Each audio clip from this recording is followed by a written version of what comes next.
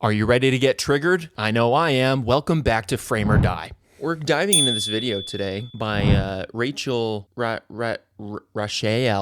Sloan, divorce coach for men. You can go check out her channel if you want to. We're looking at a video of hers called "We're Losing Our Men and No One Wants to Talk About Why." We already know that at large, men are giving up on marriage in Western society. So I think this video has a lot to say about it. So let's go ahead and dive right in. Losing men, and people are not talking enough about why this is happening.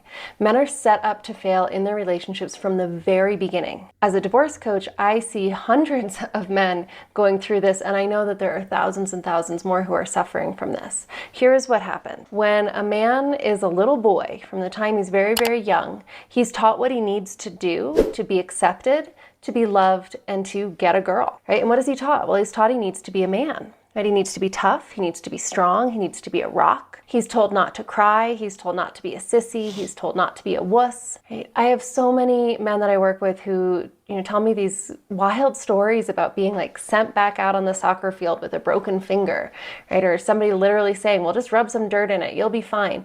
Nobody says these things to little girls. This is only said to little boys.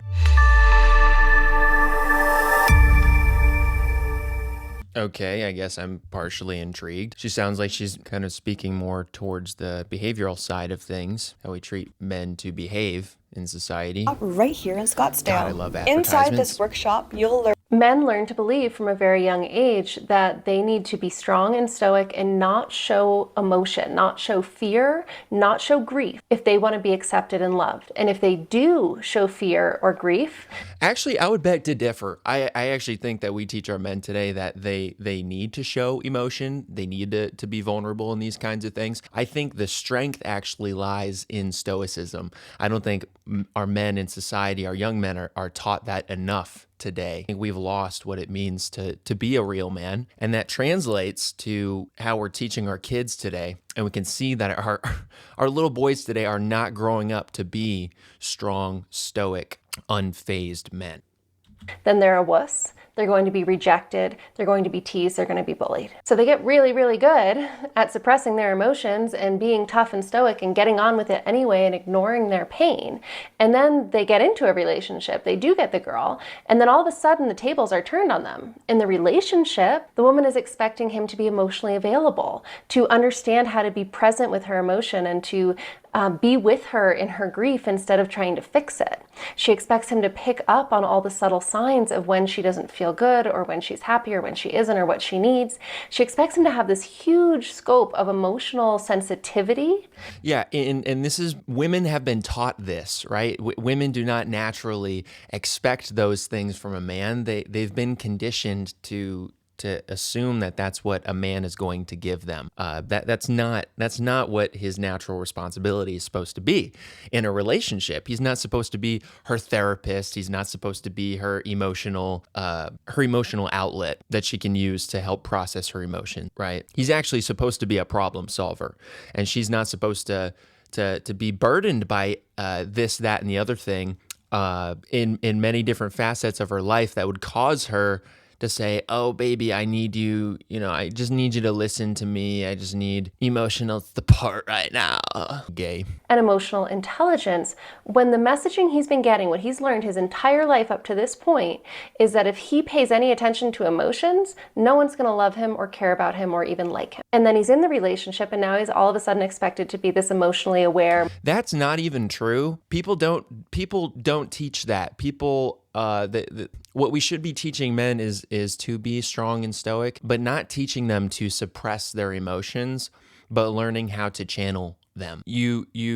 Like, for instance, a man should never deal with his emotions through his wife or through his woman, right? He should always turn to alternatives, right? Like his other male friends, maybe his family, right? Like his father figure, a mentor, someone else above him that is not his woman. Why? Because women are more emotional than we are, and they are not meant to bear our burdens. We are meant to to bear their burdens. So when we get that flip-flopped around and we try to open up to them emotionally and share with them how, I'm feeling this way, I'm feeling that way, I'm emotionally distraught, they don't know how to handle that. They don't know how to process that. And they might think they do because of what society has taught them. But down in their core, their female nature is to seek a strong man. And a strong man is not burdened with these emotions that he needs to lay upon her. He needs to be a strong,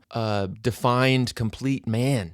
And if he has issues, he needs to take those issues upward, not downward to her. Emotionally sensitive guy. It's really unfair, the position that men are being put in with these clashing expectations. A couple of weeks ago, I was at a coaching conference and it was wonderful, but it was really interesting because most of the other coaches there were women. And the vast majority of those women worked with other women. And they kept asking me, they're like, Rachel, what you do is fascinating. Like, why do you work with men? Because in my work, I'm a woman coaching only divorced men. I don't work with women at all. These women were like, whoa, tell me about this. What is this about? And I said, well, I do it because there's a need for it. When I started coaching, I was coaching women too, but a couple of men came into my coaching practice and the things that they were telling me were just so shocking. These men were in so much pain. They really believed that there was something horribly wrong with them because they were going through a divorce, because their wives were angry with them, because they didn't want them anymore. I have had more than one man say to me, Rachel, be honest with me. Do you think it's possible that I'm just... Your wife doesn't want you anymore because she doesn't respect you. How can a woman respect a man that misuses the natural use for a woman, right? That her natural use is not to be your therapist. She's not there to be your mommy, emotionally, not be your mommy. She's not meant for those things. So when you treat her like that, where you say, I would just feel like a better in this relationship if I could just open up emotionally to my woman, and if she could just listen to me and bear my emotional burdens and all of that. That is the last thing a woman wants from her man. A monster. Because what's happening to these men is they're really set up for failure, right? They came into the relationship, they did all the right things to be tough, to be a man, to be strong, to suppress what they felt, to not show weakness, to not show pain.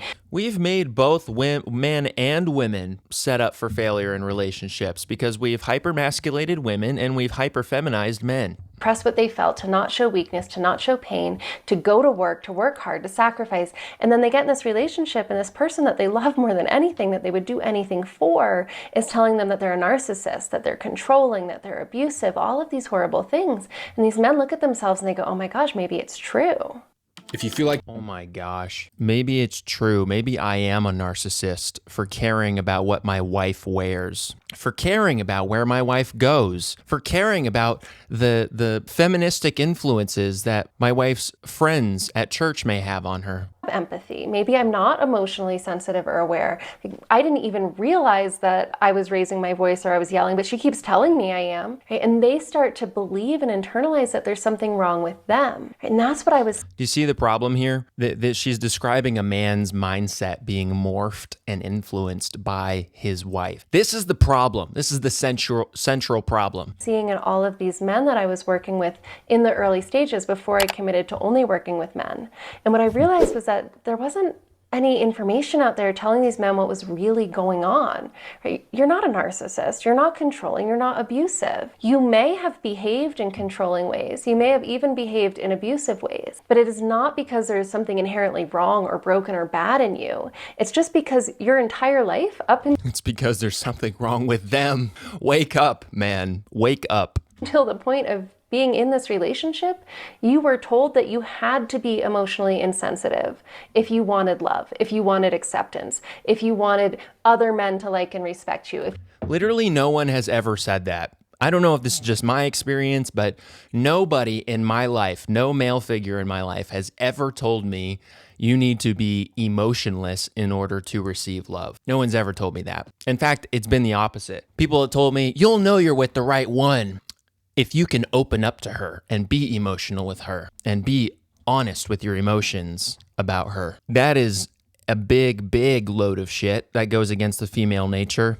Men, if any man has ever told you that in your life, men, just know not to listen to that person in the future and to doubt a lot of what they say. If you wanted women to love and want to be with you. And this is what made me transition as a coach into working with men, because I looked around and I realized there's all kinds of coaching out there for women, helping us learn how to deal with our emotions and understand them and work more effectively and be leaders of our own emotional experiences. But that's not what's being taught to men. Right? Men are going through divorce. Men are going through these devastating breakups.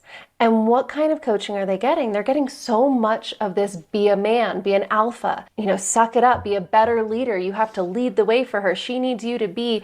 It is your destiny. No, but for real though, it is your destiny to be an alpha, to grow bigger, to grow stronger, to expand, to build legacy. That is the destiny of the man. That's what the man was put here for. Okay, so if anybody tells you otherwise, even this fucking life coach, Rachel Sloan here, is telling you that that's not your goal, then she is working for the devil and she wants you to fall.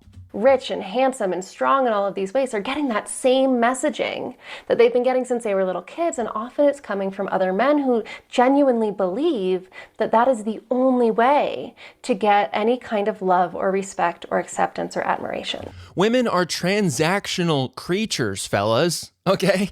They're not made to be your master. They're not made to be your captain. They're made to be your servant. Okay, they are made to be subservient to you because it's designed into their nature to seek someone stronger than them, someone who can be over them. Why? Because that ensures protection, stability. Strength equals protection. But it's not. It's actually the very thing that set you up to fail in your relationship. Right? Because to do that, to lead in that way, to be that kind of alpha male, you have to dismiss, disregard, and completely desensitize yourself to everything that you feel. And if you are... Not true.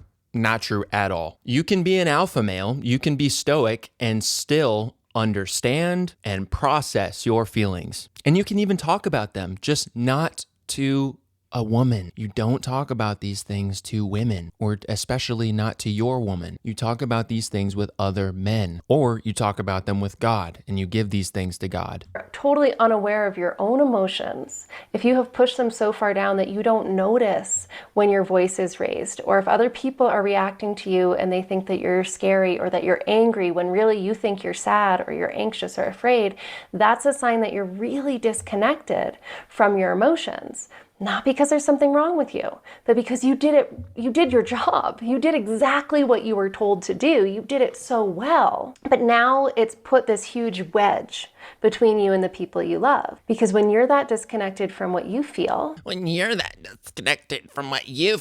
Yeah, okay, see, she is outlining an important issue here, where, men think that in order to be stoic, in order to be alpha males, they need to not feel their emotion and not process and understand their emotions. This is completely wrong, because if you're not in touch with your emotions, how can you have control over them? How can you control something that you don't understand?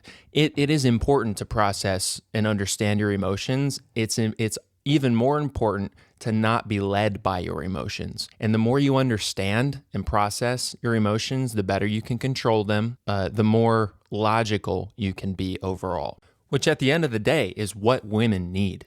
What this woman is, she doesn't know that she's doing it, but what she's really telling us is that the correct way to be stoic, the correct way to be a strong man, to be the alpha, is to have control over your feelings, okay?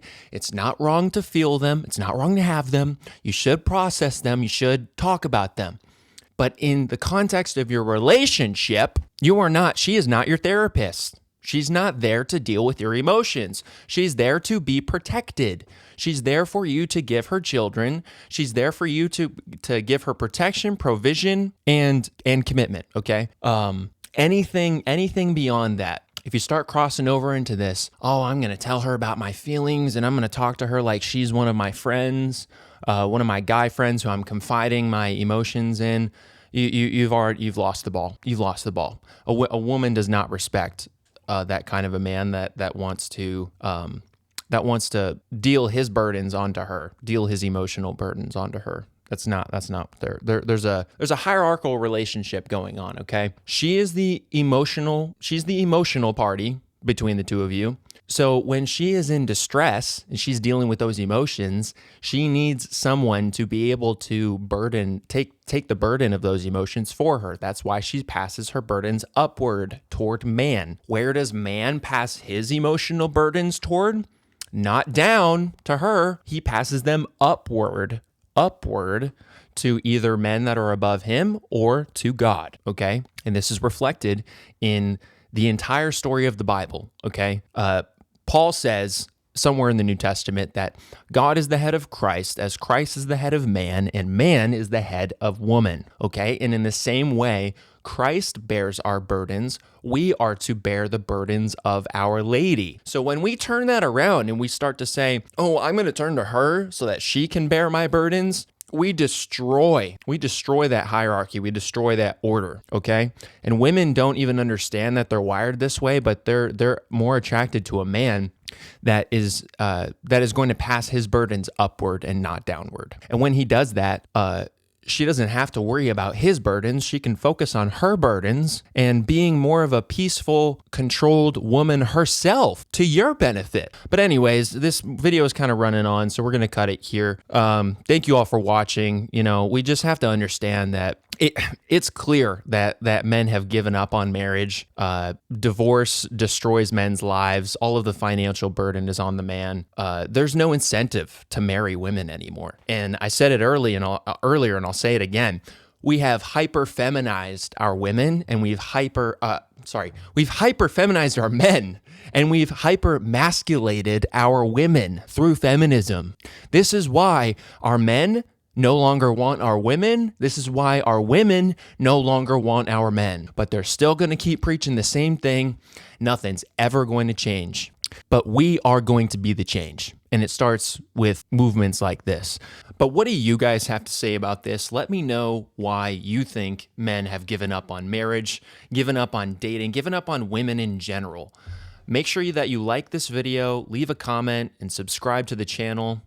We can dissect more things like this together. And lastly, hang in there tight, man.